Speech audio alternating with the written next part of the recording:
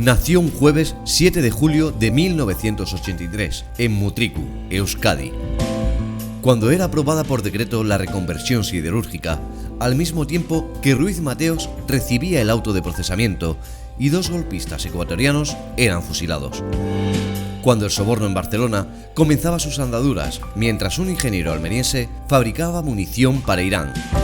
También se realizó en este año el primer trasplante de hígado, o también se emitían por primera vez la serie del equipo A. Nuestro invitado viene a contarnos cómo ha sido y cómo es su vida.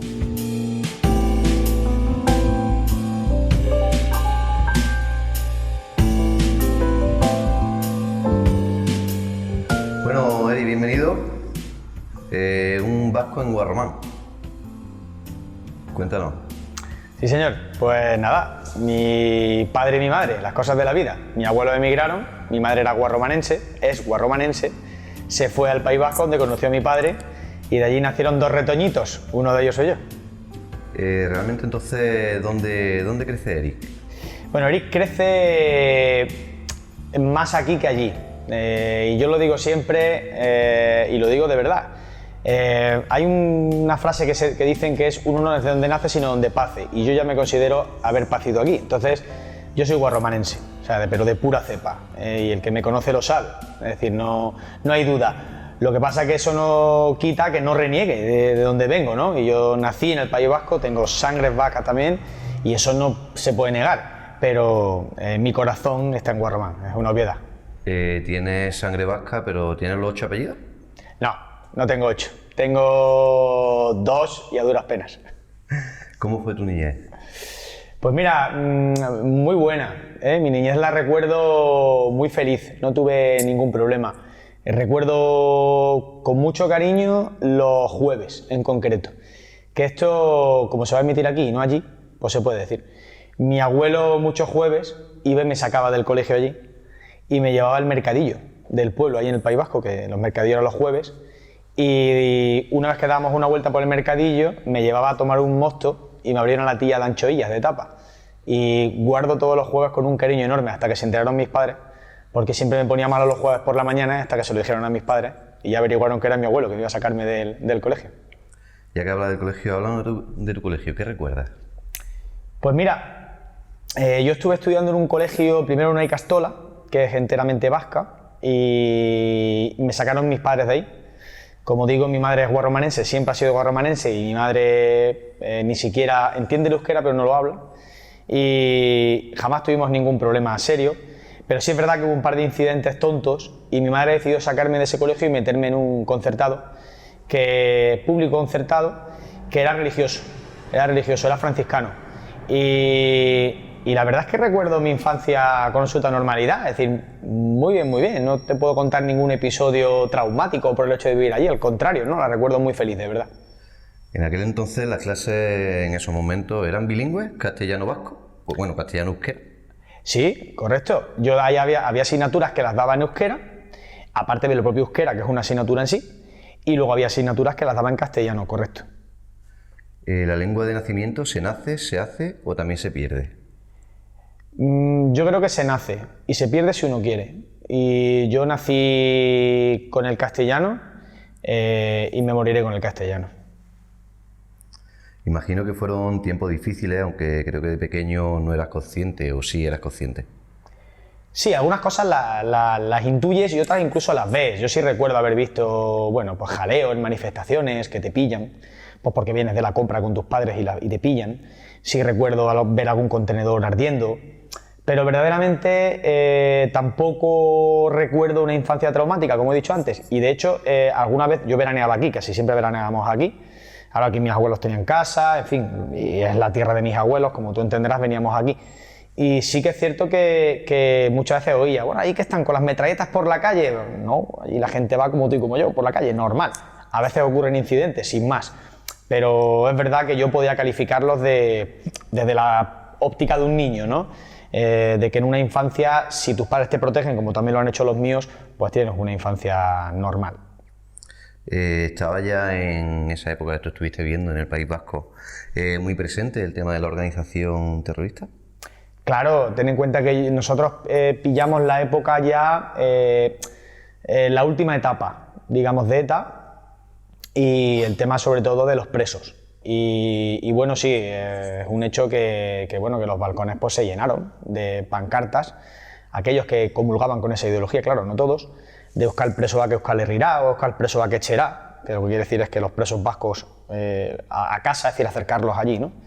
Y también pillé un poco el final, ¿no? de toda de la última etapa de ETA, donde todavía pues, habían incidentes y se mataba, eso es verdad. Yo ya soy un poquito mayor, aunque no lo parezca, y entonces pues he pillado esa etapa. Y luego pues también impregnado un poco, tener en cuenta que yo nací y me crié en el Goibar, que está muy cerca de Ermua, ¿no? Del movimiento de Miguel Ángel Blanco, de las Manos Blancas, ¿no? Entonces, claro, quieras que no, pues, naces también un poco con esa historia ahí impregnada, ¿no? ¿Cómo se vivían esos momentos tan complicados dentro de un colegio?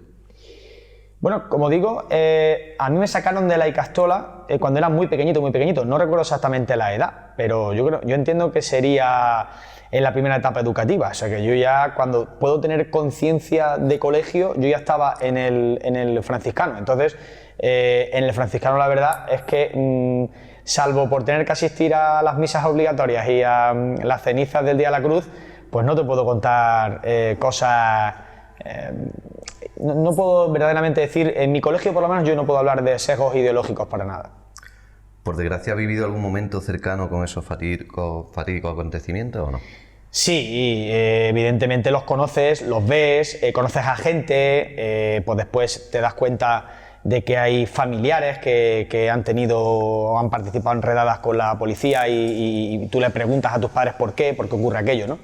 Y aquello ocurre pues por lo que ocurre, evidentemente, ¿no? Pues porque habían chivatazos y otras cosas, ¿no? Pero yo me vine con 11 años, entonces tú piensas que yo con 9, 10 añitos, pues claro, tú estás en el fútbol, estás en otras cosas. Aquello te rodea, aquello está ahí y no se va. Pero como digo, tuve una buena familia, tengo una buena familia que evidentemente me aisló y me protegió de todo aquello, todo lo que pudo. Y verdaderamente aquello estaba allí, no trato de blanquear en absoluto nada, ¿no? Aquello existió, por desgracia, y espero que pronto desaparezca del todo, porque siempre digo lo mismo, es verdad que ETA depuso las armas, eso es una obviedad, pero del mismo modo que sus herederos están hoy en día en política, otra obviedad. Entonces, si ese amparo no desaparece, pues para mí el problema sigue estando ahí. ¿Cómo te explicaban esa situación en casa? Bueno, pues cuando veíamos algún contenedor, como he dicho antes, que estaba ardiendo o alguna manifestación que ocurría, pues evidentemente tú te asustas, como eres un niño te asustas, ¿no? Y preguntas. Y entonces, bueno, pues mis padres me decían pues que eran cosas de mayores, que eran discusiones de mayores que como no se entendían acababan en pelea, ¿no?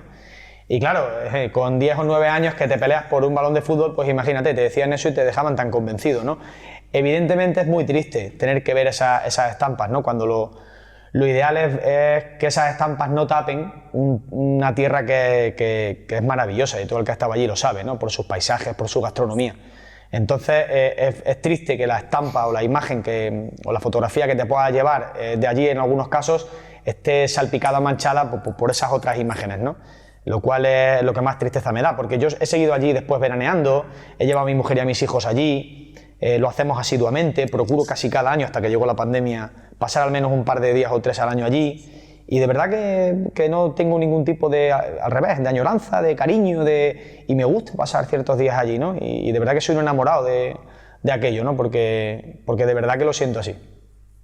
Supongo que existía el miedo como forma de vida cotidiana, ¿o no? Yo creo que en algunas familias sí, está claro. Había gente que verdaderamente estará preocupada. Es verdad que allí se hablaba del impuesto revolucionario y se hablaba de otras cosas, ¿no? Bueno, pues que son duras, ¿no? Son duras porque como digo, allí hay mucha buena gente y creo que gente que no merecía y no merece el trato que por parte de algunos radicales se le ha dispensado, ¿no? Y sobre todo por manchar una sociedad, como digo, de una tierra que casi que lo tiene todo, ¿eh? Igual le falta el sol. Pero tiene mucho, tiene una expansión industrial importante, como he dicho antes, una gastronomía importante, bueno, tiene un debe, tiene un debe importante, y es que faltan guarromanenses allí para que sea perfecta, pero por lo demás es una gran tierra. Y es una pena que en muchos días o en muchos casos el miedo sea un atributo de la tierra, ¿no? Es una pena. Si te dijese un número como por ejemplo 40.000, ¿a qué pensarías que me estoy refiriendo? Pues necesitaría un poquito más de datos, la verdad. ¿Cuántos judíos hay en España? Pues claro, 40.000. No todo el mundo lo sabe, pero tú eres judío. Sí, esto es una historia que da para 3 entrevistas más, por cierto, cuando tú quieras.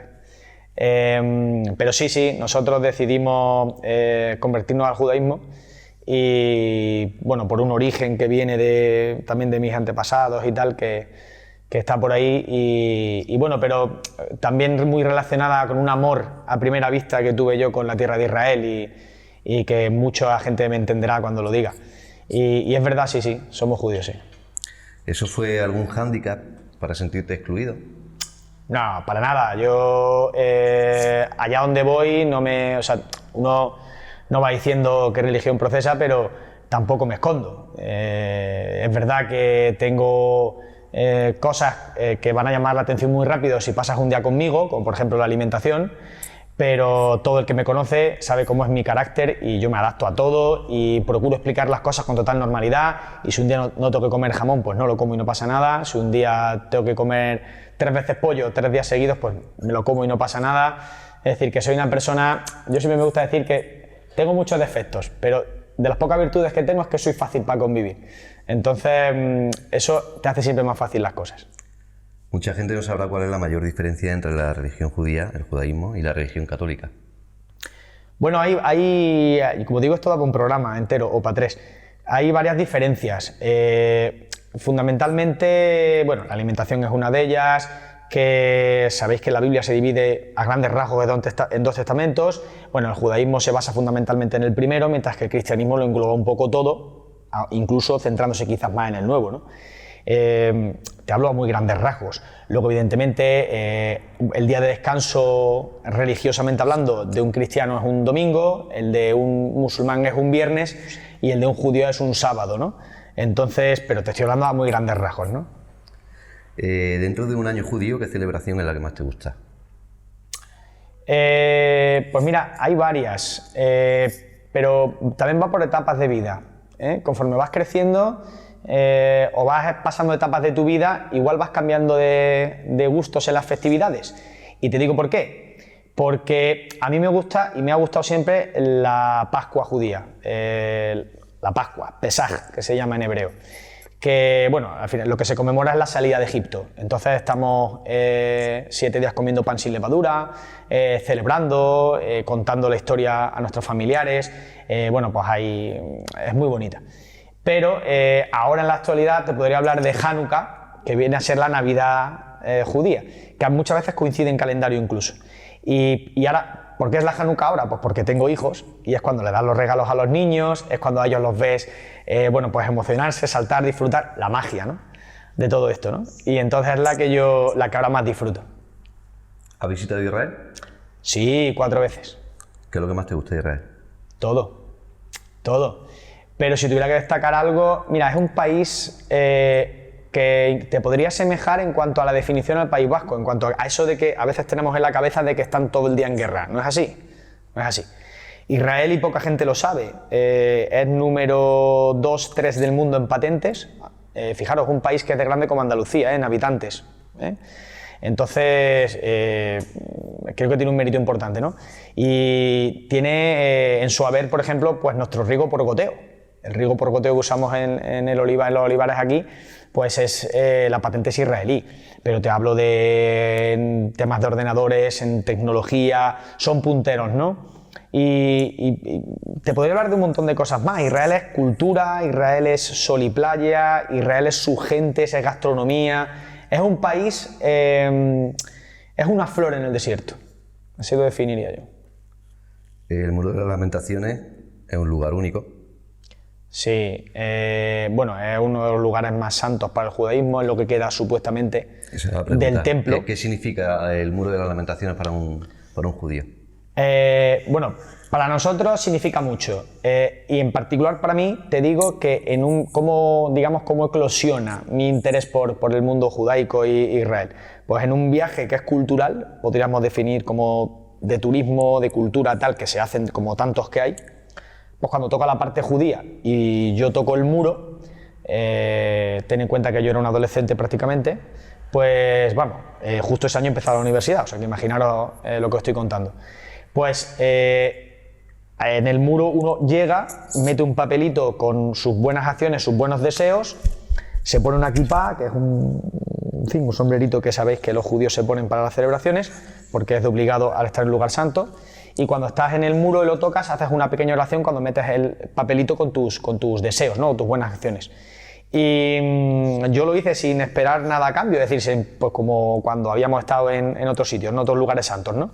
Y de pronto sentí una emoción muy grande, o sea, sentí una conexión, que habrá gente que diga, pues este está chalado, pues oye, a mí me pasó, y como me pasó así lo cuento, no tengo necesidad de engañar a nadie. Entonces ahí me quedé tocado porque yo noté ahí algo raro, ¿no? Como que se me había removido algo, y al volver fue que ya empecé a hablar con mis padres, ¿no? Y mi madre fue la que me dijo que un familiar tenía un árbol genealógico donde aparecía que éramos judíos y tal, pero no me cansé porque para esas cosas hace falta mucho dinero, hace falta tal, y directamente lo que hice fue pues ahondar más en la historia de ese pueblo hasta que lo he hecho mío, a través de la conversión, claro.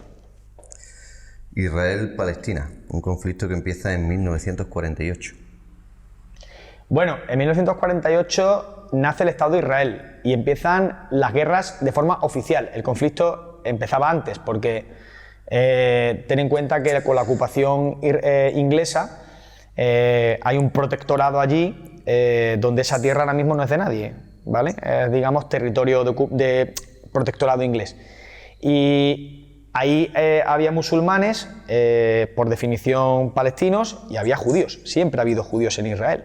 De hecho, siempre me gusta poner un mismo ejemplo de un escritor que no es judío, pero que es archiconocido, como es Mark Twain, que él escribe en su paso por Israel muchos años antes que podías caminar no sé cuántos kilómetros sin encontrar absolutamente nada, pero que cuando encontrabas algo siempre había una pequeña comunidad judía que te atendía, ¿no? Y esto evidentemente es señal de que había judíos. Entonces, pues bueno, yo creo que los ingleses no lo hicieron del todo bien, creo, porque en un principio, esto es muy largo, apoyan a la parte israelí, después apoyan a la parte musulmana, palestina, y después se van de allí sin definir claramente a quién tenía que dejar el mando, ¿no? Y ahí aparece la UNSCOP, la actual ONU, y en el 47 hay unos tratados y tal, y en el 48 nace el Estado de Israel, y fíjate, nace el Estado de Israel y al día siguiente ya están en guerra, declarada por los árabes. Entonces, bueno, yo lo que creo es que esto ya ha durado demasiado, y lo que creo es que ya, ahora con la pandemia pues está todo un poco más tranquilo, pero yo creo que ninguna guerra debería durar tanto, y no creo que beneficie a nadie, y en una guerra pierde todo el mundo, eso lo tengo claro. ¿Qué es lo más bonito para ti, religiosamente hablando, de Tierra Santa? Lo más bonito para mí, religiosamente hablando, de Tierra Santa. A ver, lo que significa Israel en realidad va intrínseco a un judío. Es decir, para mí no lo puedes desligar. Para nosotros es importante pues, porque representa al pueblo, y porque al pueblo de Dios, quiero decir, y porque de alguna manera esa es la tierra prometida, la que decía la Biblia que emanaba leche y miel. Entonces no puede estar. Israel está en la Biblia más veces que casi cualquier otra palabra. Entonces no puedes desligar la importancia de lo que es religiosamente a un judío Israel de la propia religión. Entonces, para mí lo es todo, ¿no? Para mí es un país que es, bueno, pues no me gusta decir mi segundo país, porque yo soy de España, soy español y ya está, ¿no? Pero sí que es un país al que no me importaría vivir en ningún momento porque no te hace sentir extraño nunca. Cambiamos un poco de tercio y después de vivir durante 11 años en el Goibar, en Guipúzcoa, la familia toma la decisión de venirse al pueblo materno, Guarromán. ¿Qué promovió esa decisión? Mira, yo creo que la promueve mi madre, que como buena madre es cabezona y es guarromanense, 2 veces cabezona, Y al final, después de tantos años anhelando su tierra, pues convence a mi padre para que, y bueno, en una reunión familiar, pues se convencen las dos hermanas, mi tío y mi madre, a mi tío y mi padre, para que vengan aquí y empiecen una nueva vida aquí, ¿no? Y emprender un negocio aquí. Así que yo creo que surge como una lluvia fina, ¿no? Que va erosionando poco a poco con el tiempo sobre la otra parte, ¿no? Que es mi madre sobre mi padre y mi tía también sobre mi tío, ¿no?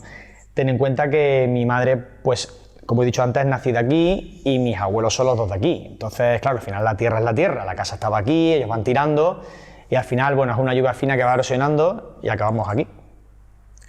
Y llega Guarmán, un niño de 11 años, vasco. ¿Cómo te recibe Guarmán?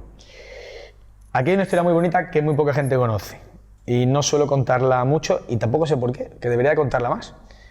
Yo llego aquí y de las primeras cosas que llego es una feria, porque llego en verano, y llego a una feria de Guarmán donde yo conocí aquí amigos de veranear en casa de mis abuelos, amigos que por cierto hoy mantengo, como puede ser pues Madaleno y José, y ese verano obviamente ya no es lo mismo, yo ya vengo a vivir aquí, entonces ya estás un poco como tienes que empezar el cole, los compañeros, tal. Y la anécdota en particular es que en esa feria hay unos premios que daba la Peña Flamenca Fuentecilla y a mí me llevan mi abuelo y mis padres, pues ya está, pues allí a pasar un rato. Y en esa peña, ese día, a mí me dan un recibimiento, a mí y a mi familia, pero a mí en particular, y me hacen llegar un diploma, como recién aterrizado y tal, la peña, un diploma que, bueno, que había muchos que se repartían ese día, todos iguales, pero el mío tenía escrita una misiva, ¿no?, de decir bienvenido, en este pueblo te queremos, ¿no? Y bueno, fue una cosa que a mí, pues, ya hecho un crío, pues me hizo decir, jolín, pues fíjate, esto es llegar y besar el santo. Así que y aquello pues me ayudó mucho, la verdad. ¿Te fue complicado adaptarte a un pueblo con unas costumbres tan distintas al Goiba? No. Yo siempre digo que aquí hay muchos sitios que dicen, te esperan con los brazos abiertos. Bueno, pues a mí me esperaron con los brazos abiertos y con el alma abierta, y el corazón más. Y yo nunca he tenido aquí un problema, más al contrario.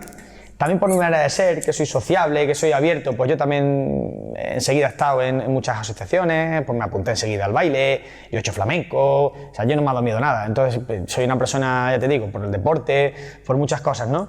Entonces yo enseguida he encontrado el calor y el cariño de todos los guarromanenses que bueno, que siempre me lo han dado, pero vamos, a manos llenas, y me faltarán, lo digo muchas veces, me faltarán años para devolverle a este pueblo lo que este pueblo me ha dado a mí. Supongo que la jerga supondría también al principio para ti un poco de un problema de adaptación, ¿o no?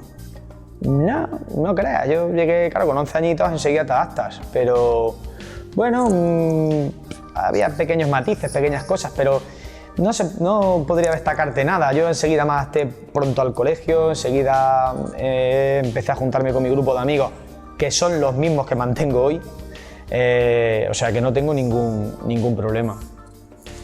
¿Qué fue lo que más te impresionó de Guarmán? Yo creo que como todo pueblo que ha sido desarrollado a pie de carretera, es decir, acostumbrado a recibir a la gente que pasaba por aquí, a los viajeros, porque por aquí pasaba la antigua Nacional Cuarta, que si tú ibas a cualquier sitio de Andalucía, pasabas por aquí, por mitad del pueblo, pues es un pueblo acogedor, un pueblo acostumbrado a recibir a la gente, pero además hacerlo con agrado. Y de verdad que esto fue lo que más me impresionó, llegar, y como he dicho antes con lo de la Peña Flamenca, pero te podría poner después otro montón de ejemplos de situaciones muy bonitas que yo recuerdo pues en cualquier sitio, en el colegio, en cualquier asociación cultural. Para mí, y lo tengo que decir, fue todo muy fácil, la verdad. ¿Cómo fue tu época estudiantil en Guarmán? Bueno, luces y sombras. Yo no he sido malo, he sido inquieto, revoltosillo. Entonces, bueno, aunque ahora igual más de uno pensará, cualquiera lo diría, bueno, pero es la verdad. Entonces, no he sido mal estudiante, tampoco he destacado por ser de los buenos, normalito. Entonces, pues bueno, sí que había episodios, uno tiene sus épocas de rebeldía, ¿verdad? Pero en general la verdad es que es muy buena. Yo recuerdo a mis maestros de aquí, recuerdo a Luis Miguel, recuerdo a Doña Juani. Bueno, es que recuerdo a tanta gente y todos con tanto cariño que como digo, es que para mí fue todo en general muy fácil. ¿Qué es lo que recuerdas con más cariño de esa época estudiantil? Pues mira, yo recuerdo con mucho cariño la época en la que salíamos del colegio y nos íbamos a casa. Como digo, mantengo los mismos amigos, mejores amigos que tenía, ¿no? Y recuerdo cómo estábamos deseando que acabara el colegio, llegar a casa corriendo, comer, irnos corriendo a casa de mi amigo José Ramón a jugar a la videoconsola. Aquello, para mí ya había medios días que como hubiera entrado algún juego nuevo para el ordenador, alguna cosa, ese día no hablábamos de otra cosa que era vernos después para jugar, ¿no? Pero también recuerdo con mucho cariño el recreo, recuerdo con mucho cariño las actividades deportivas, recuerdo con muchísimo cariño al profesor de música don Domingo, que yo en el País Vasco no dábamos música en las escolarizaciones infantiles, se daban refuerzos de inglés y otras asignaturas, ¿no? Y entonces yo vine aquí sin saber tocar la flauta dulce cuando todo el mundo la tocaba, y ese hombre tuvo conmigo una paciencia infinita. Aún no sé tocar la flauta, y pasé de curso, o sea que tuvo una paciencia conmigo infinita. Sigues cursando tu estudio y te decantas por los números. Se dice que los mejores economistas del mundo son judíos. ¿Quisiste hacer alarde de esa afirmación? No, lo mío fue potra, fue casualidad. Como casi todo en mi vida son carambolas. Yo en verdad quería estudiar psicología. Lo que pasa bueno, el que esto da para mucho también. Eligiendo carrera, puse la primera psicología y la segunda relaciones laborales, que fue lo que al final acabé estudiando. La gente lo conoce como abogado laboralista, ¿no? Graduado social. Pues yo estoy colegiado en mi colegio, ¿no?, de Jaén. Hoy estoy orgullosísimo de ser graduado social. Bien lo conocen mi presidente y mi junta directiva aquí en Jaén, que siempre que puedo en el Parlamento barro para casa con ellos y les doy notoriedad porque se lo merecen, ¿no? Pero yo iba para psicólogo y fíjate cómo acabé. De hecho hay una anécdota, la última asignatura de la carrera que me saco es psicología del trabajo. La suspendí todas las veces, la suspendí las 6 veces. La probé en la última convocatoria, o sea que menos mal que no hice psicología. ¿Comenzamos con el mundo político? Venga. ¿Cómo entraste en la política? Pues esto es curioso y más de uno que lo vea igual se sorprende. Yo estaba estudiando en la universidad y es verdad que, como he dicho antes, no soy malo, soy inquieto y revoltoso. Entonces ya en la época universitaria empiezo a moverme en las asociaciones estudiantiles y entro en foros de debate y muevo temas de conflictos en Oriente Medio, temas en Latinoamérica, Venezuela y otras cosas, ¿no? Y entonces por ahí empiezo a destacar, pues te llama el periódico, te llaman bueno, empiezas a colaborar con profesores haciendo cositas y entonces lógicamente empiezas a tener esa inquietud, ¿no? Inquietud por el verbo. Entonces de las primeras llamadas que recibo, bueno, no voy a decir los nombres porque queda feo, pero primero recibo una llamada de un dirigente que ya no está, pero que estaba del PSOE. Entonces yo no estaba interesado en política, y lo digo abiertamente, no tenía ideología y no estaba interesado en política, ¿no? Por entonces. No en esa política, sí en política internacional, no en clave ni local ni nacional. Pero bueno, una cosa va llevando a la otra y obviamente sí que es verdad que uno va madurando y al madurar tiendo de ser una persona, digamos, más reformista a ser una persona ideológicamente quizás más conservadora, ¿no? Yo siempre me gusta definirme como una persona liberal, reformista, conservadora, un totum revolutum, si es que es lo que soy yo. Mucha gente me dice que soy un socialista cabreado, otra gente me dice que soy un pepero atípico. Bueno, yo soy del PP, sin más, ¿no? Porque comulga más con mis ideales. Pero bueno, al final pues el PP tarde llama a mi puerta y al llamar a mi puerta pues decido que sí, que voy a probar con política en el Partido Popular. Fuiste creciendo políticamente hablando, pasito a pasito. ¿Has conseguido tu objetivo o aún no lo has alcanzado? Sí, yo creo que yo he conseguido mis objetivos. Eso no quiere decir que la vida no me lleve por distintos caminos dentro de la política, que unas veces estarán arriba, pero como todo en la vida, y otras veces abajo, ¿no? Pero fíjate, tengo un honor que está al alcance de muy pocos, ¿no? Y que sin duda seguramente no habré merecido, que es representar a los andaluces y a los jiennenses en el Parlamento de Andalucía. Si eso no es un sueño cumplido, pues ya que lo es, ¿no? Entonces lo estoy haciendo con muchísima humildad, pero también con muchísimo orgullo. Y de hecho, de verdad que para mí habrá pocas cosas en el mundo mucho más honorables que esta. Entras como concejal en el Ayuntamiento de Guarromán. ¿Cómo fueron esos años desde el punto de vista personal dentro del ayuntamiento? Aquello estuvo bien, aquello estuvo muy bien, incluso fue un poco heavy. Yo entré primero, bueno, sí que tengo que decir que es algo curioso. Yo entro en política el mismo día que Alberto Rubio, el mismo día, porque nos fichó Mari Carmen para el Partido Popular y yo nunca me he movido de donde estaba. Es decir, yo entré de 2 por Mari Carmen y de 2 seguí con mi Alberto, ¿no? Entonces, primero estuvimos en oposición y en el 15 entramos gobernando, que fue un cambio por primera vez en la historia en este pueblo, ¿no? En Guarromán, ¿no? Y nosotros siempre tuvimos claro que el objetivo, y así lo habíamos hablado Alberto y yo desde el primer día, bueno, digo Alberto y yo, pero evidentemente en el saco tendría que meter a todos mis compañeros, sin distinción. Siempre tuvimos claro que había que acabar con el pueblo de los dos carnés, de los dos bandos. Todo el que me conoce sabe que yo soy así. Y mi familia y mis amigos más cercanos sabían que yo me iba a dejar la piel en implantar ese modelo, ¿no? Que creo que lo hemos conseguido. Creo que es un ayuntamiento abierto, que te podrá gustar más o menos sus políticas, pero que hay puertas abiertas para todo el mundo, que lo hemos hecho cercano y accesible.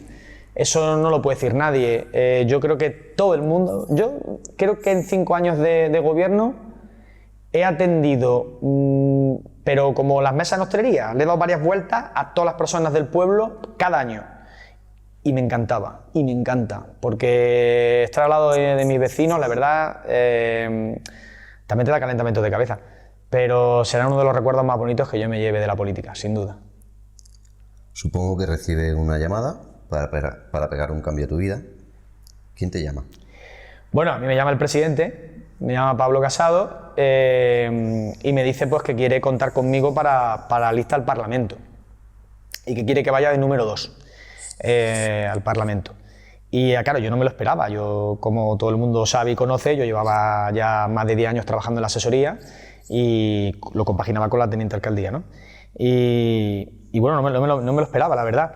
Y cuando me lo dicen, bueno, además recuerdo que coincidió en una etapa muy dura, pero extremadamente dura de mi vida, que es cuando fallecen conjuntamente mi chache Ramón, que aquí en el pueblo es fue muy conocido, el hermano de mi abuela, y Vicen. Y de hecho coincidimos incluso en el tanatorio, en las 2 salas. Y yo tengo que estar planificando un poco todo, ayudando, porque para mí esa familia es casi como una segunda familia para mí, y lo sentí y lo siento dentro de mi alma.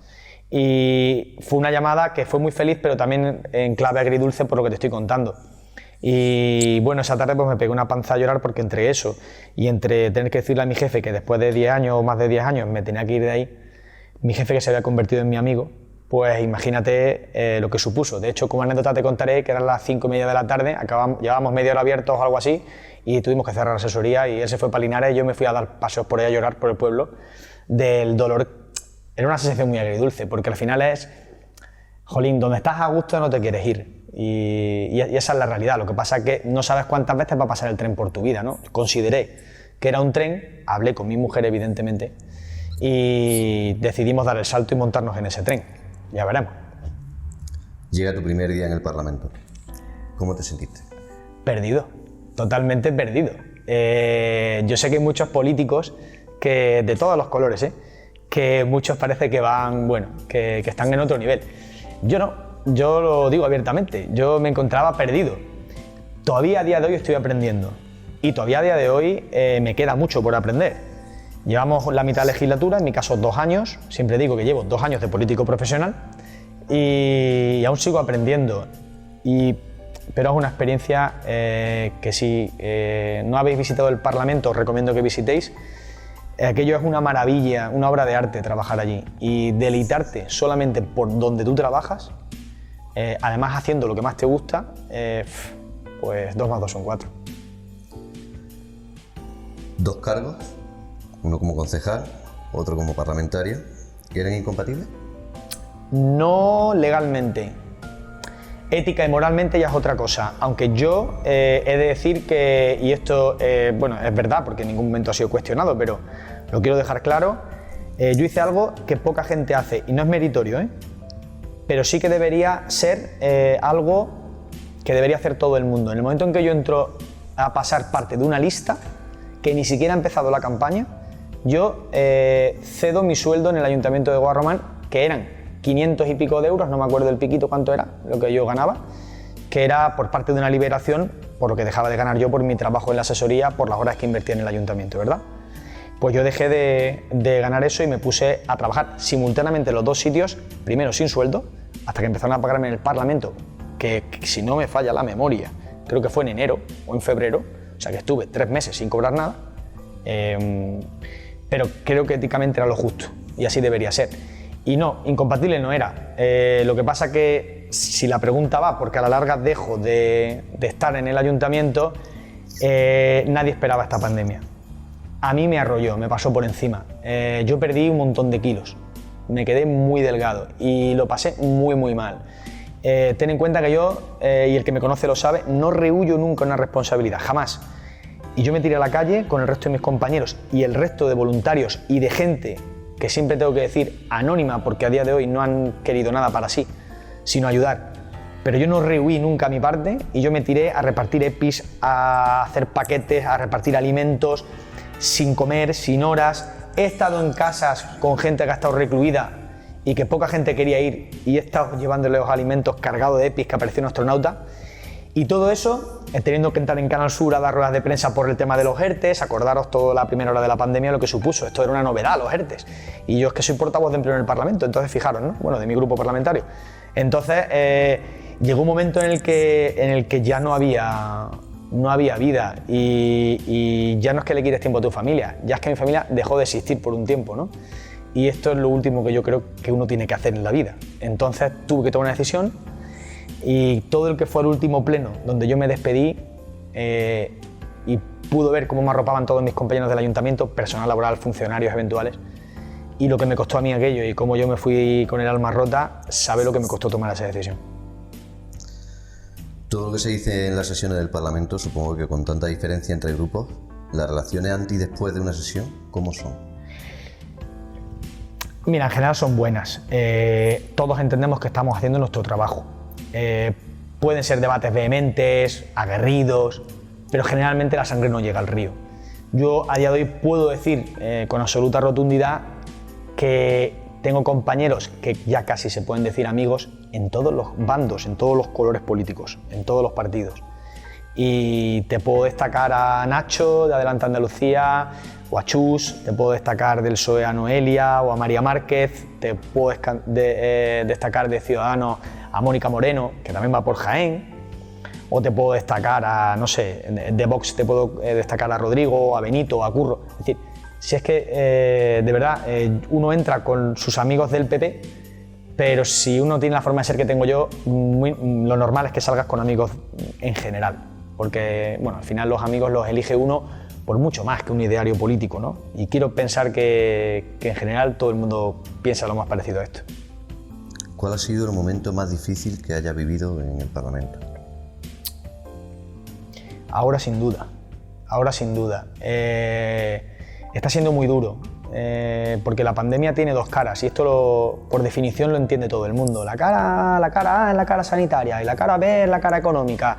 Sí, todo eso lo entiende todo el mundo. Ya sentarte con los feriantes, escuchar sus dramas, sentarte con los hosteleros, ponerles cara y nombre por toda Andalucía y tener tú una responsabilidad tan grande y empujar y a veces se puede y a veces se puede más y a veces menos y que yo tener en mi espalda todos esos nombres, todas esas almas que sabes que puedes ayudar, que debes esforzarte, es muy duro. Y os puedo asegurar que efectivamente hay mucha gente pasándolo muy mal. Pero también os puedo decir, y eso lo puedo afirmar porque estoy ahí, que hay un gobierno que es sensible a todos estos colectivos. Los está atendiendo muy bien. Efectivamente no se puede llegar a todo el mundo. Seguramente habrá gente a la que las ayudas lleguen en menor cuantía. Pero es que llega un momento en el que es que está todo el mundo pasándolo mal. Y ya te encuentras con una situación tan calamitosa que va a ser imposible por algún lado no meter la pata. Pero yo entiendo, y más ahora, y ya te digo, después de haber hecho Parlamento y Gobierno municipal, que para cualquier político de cualquier color, seguramente esta sea la peor etapa política que recuerde, salvo nuestros mayores que recuerden las transiciones y cosas de estas, de la dictadura a la democracia. Pero para un político moderno, digamos, de ahora, esta etapa para todos, sin excepción, va a ser la más dura que recuerden en años, sin duda. A nivel personal, háblanos de tu compañero de bancada. Pues ahí sí que me voy a llevar amigos, pero de verdad. Tengo mucho y muy bueno. Y como dicen en los mercados, si vamos al peso, gano yo, seguro. Porque tengo gente muy buena en el grupo. Digo gano yo, gana mi grupo, quiero decir, ¿no? Porque los tengo que defender, pues porque son los que más conozco y porque son con los que convivo, ¿no? Pero que lo diga yo no tiene mérito. Pero que, por ejemplo, que se lo diga a mi hermano político, que es Alfonso Candón, diputado por Cádiz, se lo diga, para que nos entendamos, que no quiero ofender a nadie, el Rastas de Podemos cuando era diputado en el Congreso, no sé si os acordáis, cuando le dijo que el Congreso perdía calidad humana sin él, es uno de los vídeos virales más vistos en YouTube en toda la historia de los tiempos en España. Lo podéis ver. Pues esa persona es mi compañero de bancada. Y es mi compañero del alma, es el presidente de la Comisión de Empleo. Pero te podría hablar de mi compañero por Granada, Rafa Caracuel, o te podría hablar de mi compañero por Almería, Ramón Herrera. Es que tengo verdaderos máquinas en el grupo. Mi portavoz, José Antonio Nieto, que yo admiro, pero que yo admiraba y seguía. Decía, jolín, yo quiero ser como él. Y ahora, fíjate, lo tengo de portavoz del grupo parlamentario, ¿no? Pero sobre todo por su calidad humana, de verdad. Allí, una vez de que pliega el día de trabajo, nos vamos a bebernos una Coca-Cola o una cerveza, lo que se tercie, y de verdad que coincidimos de otros colores, incluso políticos, y bueno, la verdad es que hay fraternidad, o se intenta fomentar esa imagen de fraternidad, que es la realidad. ¿Cómo ve Andalucía? Mira, Andalucía le pasa que es para mí el motor de España. Siempre lo he dicho cuando lo he definido. Lo que pasa que es como si tú a un Ferrari le echas un aceite malo y un carburante que no le toca, que no le corresponde, ¿no? A la larga ese motor no va a dar lo que está diseñado para dar. Y eso es lo que yo creo que le ha pasado. Pero Andalucía lo tiene todo. Es que a Andalucía no le falta de nada. Si tú hablas de turismo, top. Si hablas de industria, top. Ahí está la industria aeroespacial de Andalucía, la naval. Es decir, es que casi lo que puedas pensar, Andalucía está ahí. La economía social, el mundo cooperativo, lo lideramos en Andalucía. Somos probablemente la comunidad autónoma con más cooperativas de España, casi seguro, o de las que más. Es que agricultura, ¿qué os digo? Somos la despensa de Europa. Mirar Almería, mirar nuestro oro líquido en Jaén. O sea, es que tenemos de todo. Y siempre digo lo mismo. Íbamos muy bien hasta que llegó esta pandemia, liderando, y lo seguimos haciendo, en exportaciones. Pero estamos liderando el número de autónomos. Es que la gente de Andalucía es ese combustible. El Ferrari ya estaba. Eso no es mérito. Eso no es mérito de nadie. El mérito es que verdaderamente tenemos una gente que es impresionante. Incluso en plena pandemia, que estemos liderando el número de autónomos a nivel nacional y de emprendedores, eso ya te dice qué clase de gente vivimos aquí. ¿Cómo ves la provincia de Jaén? Con tristeza y con dolor. Y aquí me voy a detener un minutito y me lo tienes que permitir. No quiero hablar más del Colce. Porque hablar del Colce es volver a hacer lo mismo que hemos hecho siempre los jiennenses. Nos hemos quedado sin aeropuerto, nos hemos quedado sin AVE, nos hemos quedado sin Colce. ¿Por qué no empezamos a dejar de hablar de lo que no hemos dejado de tener para empezar a hablar de lo que tenemos que tener por justicia? Y empezamos a exigirlo a todo el mundo. A la Junta la primera, ahí está el tío. Pero también al Gobierno Central y a la Diputación Provincial. A todos. Ya está. Pero no. Empezamos a llorar porque no tenemos aeropuerto. Quien sea va a Madrid, o cuando me tenga que ir a Andalucía, cuando gobernaba aquí el PSOE, que lo recuerdo con la época de Zarrías, y resulta que no os preocupéis, y nos venimos para aquí, con el aeropuerto ya no se llama Granada, se llama Jaén Granada, y nos venimos tan contentos. Pero hombre, si el aeropuerto está en el mismo sitio, si tardo más en llegar al aeropuerto que a Córdoba, no tiene sentido. Entonces, ya ha llegado el momento, y no quiero un aeropuerto, que quede claro. Lo que quiero son que dejen de desmantelar ya el tema ferroviario en Jaén, que tengamos trenes, por lo menos con asiduidad. Quiero que tengamos una industria creciente y pujante, fuerte, porque lo tenemos todo. Si Jaén lo tiene todo, tiene el parque natural más grande de España, el segundo más grande de Europa. Somos el motor de una de las materias primas más importantes del mundo, que es el aceite de oliva. Tenemos una de las empresas que hoy ha sido premiada, por cierto, a nivel de software informático más importantes de España, que es Software del Sol. De verdad, es que lo tenemos casi todo. Lo que pasa es que nadie nos ha echado cuenta y nosotros nos hemos acomodado a eso. Y hemos vivido del ya se nos ha escapado otra cosa, ya se nos ha escapado otra cosa, pues ya venido. A partir de que empezar a exigir que para Jaén lleguen planes específicos, pero que lleguen planes que se cumplan, para todos, como digo, para mi gobierno el primero. Y que vengamos aquí. Juanma ha venido aquí a dar la cara, a Jaén. Apenas se supo la noticia, vino a dar la cara, tanto a Linares cuando se fue el Corte Inglés, como a Jaén Capital. Y ha dado la cara y anunciando un plan. Yo quiero lo mismo para el resto de líderes. Y ahí sí que tenemos que ir de la mano con independencia del color político que representen. Porque Jaén lo necesita y porque es verdad que ya no nos merecemos más espaldarazos. ¿Qué me ha hablado? ¿Como político o como persona? Como las dos. Como un político y una persona cabreada. Porque creo que lo que más me ha cabreado del tema Colce, que es lo que ahora mismo todo el mundo está encima de la mesa, de verdad no ha sido ni el supuesto dedazo, ni si el proyecto de Córdoba. Mira, Córdoba es mi provincia hermana, es una provincia andaluza, una ciudad andaluza, y seguramente tendrían tantas ganas como nosotros o más de tenerlo, entonces no tengo que entrar yo en esos desprestigios. Lo que tengo que entrar ya es en decir cuándo nos toca a los jiennenses y a exigirlo.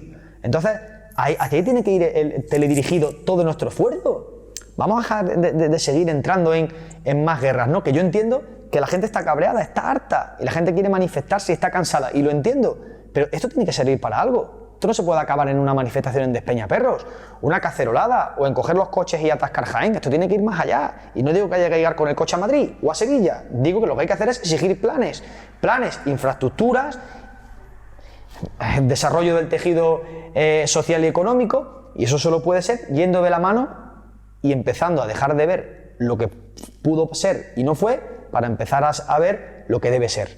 Y ahí tenemos que ir de la mano. ¿Cómo ve Guarromán? Bueno, ese sí que lo veo bien. Guarromán es un ejemplo de lo que es Andalucía y de lo que es Jaén, ¿no? Guarromán lo tiene todo para triunfar y Guarromán sin duda alguna va a triunfar. Aparte porque tengo obviamente la parte de la información porque estaba ahí hasta hace 2 días y porque estoy en el Parlamento, pero es que de verdad que no os imagináis el interés de empresas, pero de proyectos serios y muy potentes que están encima de la mesa pivotando alrededor de Guarromán. Espero que pronto puedan salir, puedan ver la luz y finalmente se desarrollen, porque de verdad que no os imagináis lo bien que hablan fuera de nuestro pueblo, de su ubicación, de su desarrollo, sus posibilidades y el cambio que este ha dado, de verdad. ¿Qué es para ti Guarromán? Bueno, mira, Guarromán es mi pueblo, para empezar. Y esto lo digo a boca llena, es mi pueblo. Pero Guarromán también es ya un trocito de Eric. Ya no hay nada que separe a este matrimonio. Nada. Ya Guarromán está intrínseco en mi persona, pues como lo pueda estar mi mujer o como lo pueda estar mis hijos, ¿no? Porque Guarromán a mí me lo ha dado todo. Yo aquí pues he estudiado, aquí he echado raíces, aquí me he casado, aquí han nacido mis hijos, aquí me he formado como persona, como profesional. Y lo más importante, y porque aquí soy feliz. Y entonces todo eso, pues en parte, pues se lo debo a mi pueblo. ¿Qué es lo que más te ilusiona? En general lo de mi pueblo. Referente a tu pueblo. La gente. Para mí venir ahora, retomar por ejemplo mis partiditos de fútbol con mis amigos, tomarme un café, o salir a tomarte una cerveza, pasear por la sierra. Cuando cojo el coche un sábado, simplemente para darme una vuelta por el pueblo, porque está el mercadillo y está el pueblo huyendo al lado del Santo, y me encanta darme un paseo y ver cómo está el pueblo y cómo puja mi pueblo, ¿no? Y eso, de verdad, como decía el anuncio, no hay que vivirlo. Pues muchísimas gracias, Eric. No, gracias a vosotros. Ha sido un placer. El placer ha sido mío.